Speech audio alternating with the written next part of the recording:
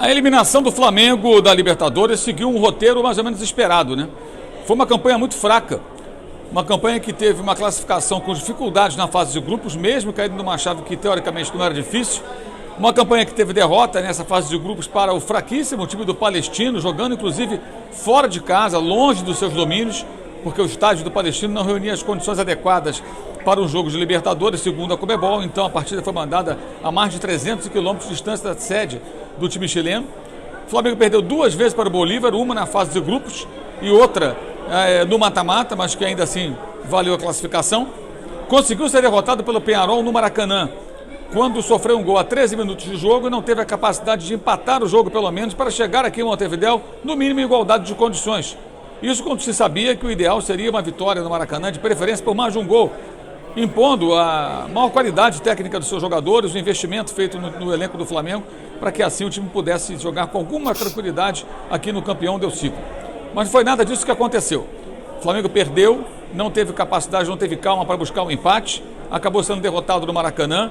E quando chegou aqui a Montevidéu, depois de uma semana intensa de preparação especificamente para esse jogo, mesmo deixando de lado o brasileiro no final de semana, uma decisão até acertada, porque a única chance do Flamengo aqui em Montevidéu seria uma preparação muito forte para o jogo contra o Peñarol, o jogo de volta. A preparação aconteceu, mas o resultado não veio.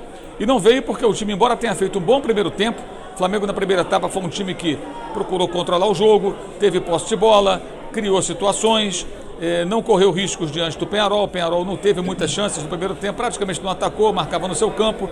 Tanto que o primeiro chute a gol do Peñarol foi aos 21, quase 22 minutos, uma falta batida pelo Léo Fernandes. Falta essa que só aconteceu porque o Léo Ortiz cometeu um erro, forçando um passe pelo meio da defesa adversária. A bola foi recuperada pelo time uruguaio e no contragolpe o Plata fez a falta para evitar o pior. Nessa cobrança o Rossi trabalhou. E foi uma das raras intervenções do goleiro do Flamengo. Talvez a mais difícil até, porque durante todo o primeiro tempo o Flamengo martelou e não finalizava mesmo quando tinha oportunidade para isso. O Peñarol foi sustentando aquele 0-0, conseguiu virar o placar, virar para o segundo tempo mantendo o placar em branco, que era o seu objetivo, e com isso o Flamengo se viu num problema. Fizesse um gol na primeira etapa, teria condições de voltar para o segundo tempo em igualdade de condições no confronto, para tentar pelo menos administrar melhor a situação e os nervos.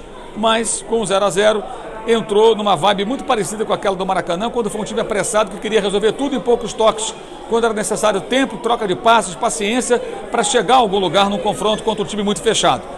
Então o tempo foi passando, o Peñarol administrando o resultado, não saía do seu campo, até que em dado momento, lá pelos 15, 20 minutos, o time uruguaio começou a agredir. Percebeu, por exemplo, que a mudança feita pelo Tite com a saída do Varela e a entrada do Wesley e a saída do Plata para entrar o Gabriel Barbosa, o ex-Gabigol, o Flamengo ficou com o lado direito mais frágil, defensivamente falando, porque Plata é bom na recomposição e Varela um lateral mais marcador do que o Wesley. O resultado disso foi que o time uruguaio começou a agredir, começou a atacar, a torcida cresceu, a torcida que ficou até em silêncio boa parte do primeiro tempo diante do domínio do adversário, e pouco a pouco o Peñarol conseguiu transformar a partida num jogo mais acelerado, um jogo mais de trocação, que não era interessante para o Flamengo. Mesmo assim, não correu grandes riscos do time carioca, mas passou a trabalhar de forma afoita, acelerando o jogo, esticando bolas. A De La Cruz muito mal, a Arrascaeta se arrastando no gramado e Gabriel simplesmente não existiu. Gabriel não existiu em campo. A escalação do jogador, o próprio Tite falou na coletiva, embora não concorde com a escalação do jogador, eu entendo o que ele quis dizer. Quando falou que se escala o Gabriel, reclama, se não escala, também reclama. Mas ele, como técnico, tinha que ter personalidade e coragem de não colocar em campo um jogador que há muito tempo nada acrescenta, que nada faria. O Flamengo piorou com a entrada dele. Perdeu o ímpeto do Plata, que bem ou mal, até perdeu um gol feito no primeiro tempo, quando hesitou e não finalizou na pequena área. O Flamengo perdeu força, perdeu recomposição e nada acrescentou o camisa 99, o ex-camisa 10, que também já foi camisa 9, o Gabriel Barbosa. E o Flamengo passou a jogar de forma aleatória, tentando gol de qualquer maneira, como foi em boa parte do jogo do Maracanã. O resultado disso não foi evidentemente nada bom. O Peñarol conseguiu administrar, fazendo uma cerinha, a cada queda do jogador fazendo o tempo passar, e o jogo foi se arrastando, e o Flamengo não teve condições de chegar nem perto de igualar o placar, exceto por lances fortuitos, como uma defesa do goleiro do time do Peñarol, já no final, quando o Gabriel tentou ali desviar, né, uma bola, até no início da jogada, uma bola do Matheus Gonçalves, né, e o goleiro Aguirre conseguiu fazer ali uma intervenção importante. O fato é que o Flamengo foi mal, o trabalho do Tite é um trabalho que eu considerava até aqui razoável, e agora razoável, digamos, com viés de baixa para ruim. Na Libertadores foi péssimo. no cômputo geral, é razoável. E por que razoável? Bem, o time está ainda numa posição ali entre os 4 primeiros do Brasileiro, está vivo na Copa do Brasil, então não é um trabalho ruim, mas é um trabalho razoável. Na Libertadores, péssimo. Sem dúvida alguma, na competição mais importante, péssimo. O próprio técnico admitiu nas entrelinhas que o trabalho não é bom na principal competição, embora não tenha respondido de forma minimamente objetiva às várias perguntas que foram feitas na entrevista coletiva. O Tite mais enrolou do que respondeu.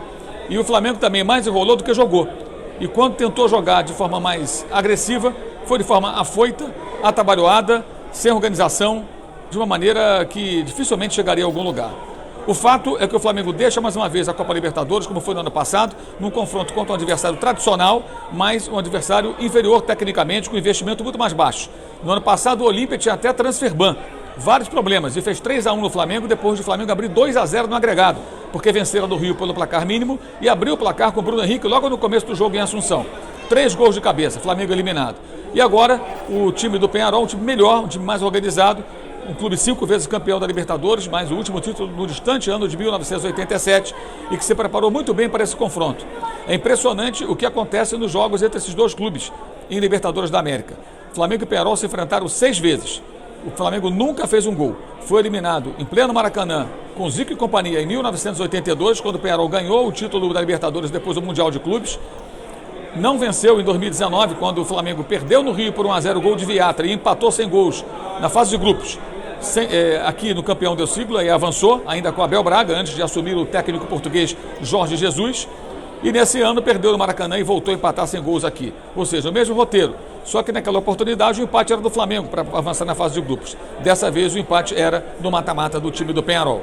Ou seja, o Flamengo não consegue sequer marcar um gol no time do Peñarol. Isso é histórico, isso é impressionante. Mas uma das razões pelas quais não marcou foi a falta de finalizações. É um time que trabalha a bola, mas não finaliza, não arremata. Isso já é um problema anterior até ao Tite. E o próprio Tite não conseguiu corrigir isso. Foi perguntado a respeito da coletiva e meio que admitiu que não conseguiu resolver. Aliás, ele não conseguiu resolver vários problemas da equipe. A gente pôde perceber isso durante o jogo. A culpa do Tite, é dos jogadores também, o que explica o Arrascaeta se arrastando em campo, o que explica as atuações de De La Cruz, o maior investimento feito pelo clube no pagamento à vista. E o maior investimento de todos, o Alcaraz, que Tite não usou. Alcaraz é um jogador de apenas 21 anos, impetuoso, tem força, chegada na área, gosta de chutar para o gol, ao contrário dos jogadores que tocam para o lado, que hesitam, que só chutam quando tem a condição perfeita para o remate, caso de Gerson, caso de Arrascaeta e outros. O Alcaraz não, o Alcaraz é aquele cara que recebe, abre e chuta para o gol, e não entrou em campo. No final, o Fabrício Bruno teve que sair e aí o técnico colocou o quê? Davi Luiz, que foi para a área como se fosse um atacante. Ora bolas, se era para fazer isso, melhor colocar um Alcaraz e jogar com um zagueiro apenas. Ficaria apenas o Léo Pereira. Naquela altura, o Flamengo tinha que ir para tudo ou nada. Não faria a menor diferença tomar um gol ou marcar um gol, ou não marcar. Aliás, não faria a menor diferença naquela altura tomar um gol ou ficar no 0-0. O que importava era ir ao ataque. Então o Tite foi mal nas escolhas também, escalou, repito, Gabriel Barbosa pelo nome, pelo peso, a chamada carteirada. Não que o jogador tenha dado uma carteirada, mas o seu nome pesa bastante, por isso a expressão. E ele acabou escalando por isso. Quando poderia ter buscado, por exemplo, a entrada do Matheus Gonçalves mais cedo, um jogador que vai para cima, que dribla, que está em bom momento, que foi um bom jogo contra o Grêmio, marcou inclusive um gol lá em Porto Alegre, enfim.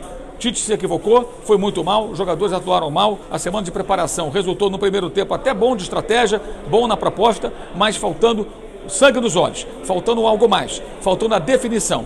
E o Flamengo sem o Pedro não tem jogo ofensivo efetivo, isso aí não tem. O Flamengo tem um time montado em função do seu centroavante. Como ele se machucou, a situação fica realmente muito complicada, o time produz muito pouco. E agora, o que vai ser do Flamengo na temporada? Na coletiva, depois do jogo, ao lado do técnico, estava o goleiro Rossi, que lembrou que faltam muitos jogos no Campeonato Brasileiro, mas é muito improvável que o Botafogo e o Palmeiras, até o Fortaleza, percam pontos a ponto de permitir que o Flamengo se aproxime, ultrapasse e ganhe o campeonato.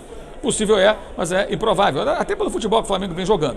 E na Copa do Brasil, um confronto contra o Corinthians, que seria de grande diferença técnica pelos times que os dois apresentavam há poucas semanas, muda bastante com as inúmeras contratações feitas pelo Corinthians, independentemente de sua enorme crise financeira. o jogo fica mais próximo, o Flamengo embaixo, depois com essa eliminação, corre um risco sim, diante de uma equipe que luta contra o rebaixamento. O Corinthians é um time na zona do rebaixamento. Em suma, um desastre absoluto, o Flamengo na Libertadores da América, uma campanha pífia e sem nenhuma perspectiva nessa reta final de ano, porque essa eliminação vai deixar sequelas. Dificilmente alguém eliminado como o Flamengo foi despachado pelo Peñarol na Copa Libertadores, que é a principal competição do continente, sem sofrer alguma consequência disso. E com isso, o que teremos é mais uma temporada que vai se encerrando de forma melancólica.